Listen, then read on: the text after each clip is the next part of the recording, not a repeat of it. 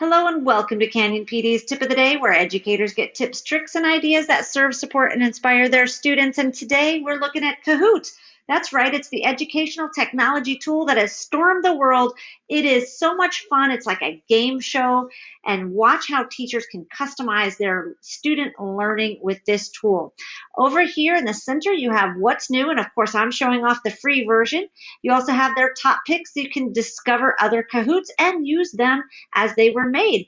Also, if you are a school that's been closed, you get a free premium account until your school reopens. That's lots of fun. Over here on the right-hand side, you'll see my Kahoots in the team space, and I've got right here an individual student learning Kahoot that you're going to have a look at. So I will click on this button here and then show you over here my edit version. I can edit this. I can play the game. When I edit, I can show you that you've got a time limit change. If you want to change from 20 seconds, let's say I want 30 seconds for each of those time limits, 2,000 points, 1,000 points, 0 points, a single select. The multi-select is for the premium version. You can upload your own photos and add your questions. I've got lots of questions here that I think you might know the answer to. I am finished with my Kahoot making it, and so now I can play it. I'm going to click play now. I'm either going to use it for my virtual classroom synchronously or for self-paced learning, that's asynchronously. And I'm going to click this button that says teach. So I want to do this, say for example, if I'm meeting my students on Zoom, I can utilize it that way, Google Meet or WebEx, whatever your version is. You can have a friendly nickname generator, which I like. You can also randomize. We've got some options here. You can change the music. You know, that original lobby music is lots of fun. Kids love it. I'm going to click on this classic mode, and here I'm going to start playing.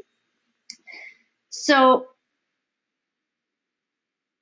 I'm going to show you how to utilize Kahoot as a student. For example, I'm going to just copy this code. I ask my students to go to Kahoot.it, so I'm opening another browser as if I was a student here. I go to Kahoot.it and I put in my game pin. I click enter, so now I'm entering as a student. My nickname is, it spins, Honest Gecko. I like it. I'm going to click OK, go, and now I'm really excited, waiting for my teacher to start the game. I'm clicking back over here. I see my student is in. I'm going to click the start button. And so it's starting my game right now. I'm going to flip back over to act like I'm the student. Question 1, it gives me a countdown. Now remember, this is the teacher side, meaning I can only see answers if I look at my teacher's screen. So I'm reading my teacher's screen.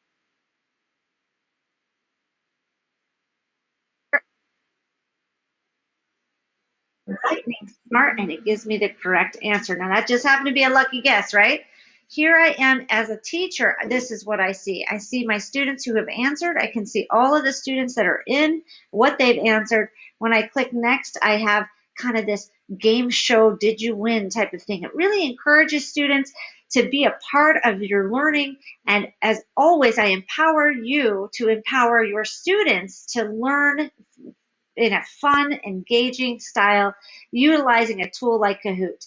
Until next time, this has been your Canyon PD's Tip of the Day. See you then.